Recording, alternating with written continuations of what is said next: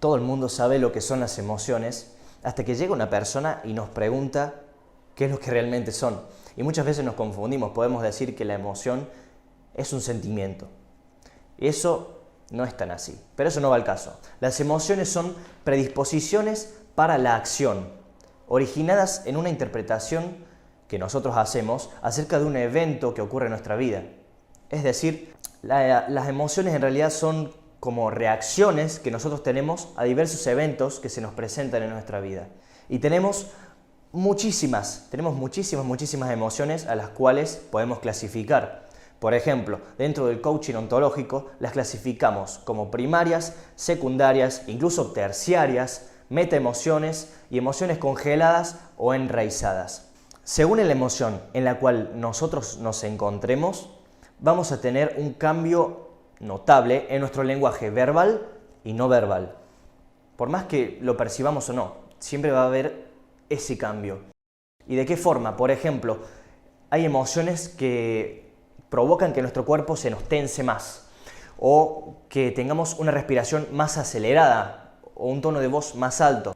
Estos son tres de muchísimos factores que pueden distinguirse a la hora de encontrarnos en una emocionalidad. Ahora bien, ¿cuál es el problema que hay con las emociones y con no saber gestionarlas? Pueden que haya situaciones que se nos presenten en nuestra vida en las cuales no nos favorezca o no nos favorece estar en la emoción en la que estamos situados.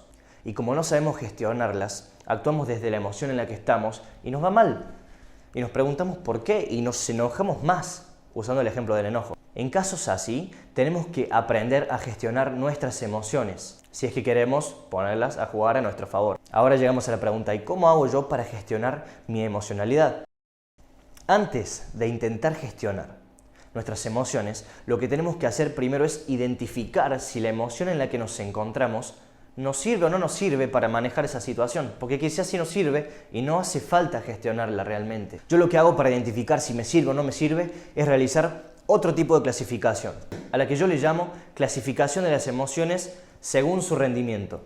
Es decir, primero me hago la pregunta de ¿para qué me sirve la emoción en la que estoy parado? ¿Qué voy a lograr yo actuando desde la emoción en la que estoy? ¿Cómo me favorece a mí la emoción en la que estoy a la hora de manejar esta situación? Si la respuesta a estas preguntas están situadas o tienen que ver con el logro de objetivos, entonces nos encontramos en una emoción con un rendimiento positivo. Y por el contrario, si no tiene nada que ver con el logro de objetivos o con el conseguir objetivos, la emoción en la que estamos tiene un rendimiento ineficaz y hay que gestionarla. Estos conceptos de emoción efectiva o ineficaz tienen que ver en realidad con lo que se le suele llamar emociones positivas y negativas. Pero quien estudia las emociones sabe que no existen emociones ni buenas ni emociones malas.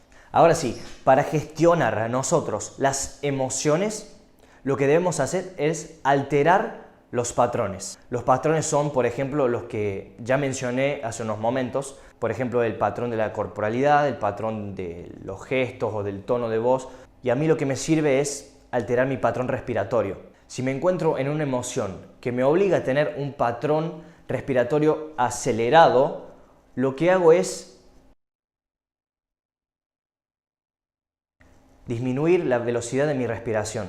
Con esto yo salgo de la emoción en la que estoy y me concentro en el presente, en lo que le llaman el aquí y ahora. Y seguramente te preguntas, ¿esto de verdad me va a servir a mí para gestionar mi emoción?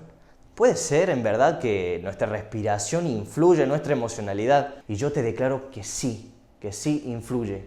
Pero no quiero que me creas a mí. Quiero que lo compruebes por tu cuenta.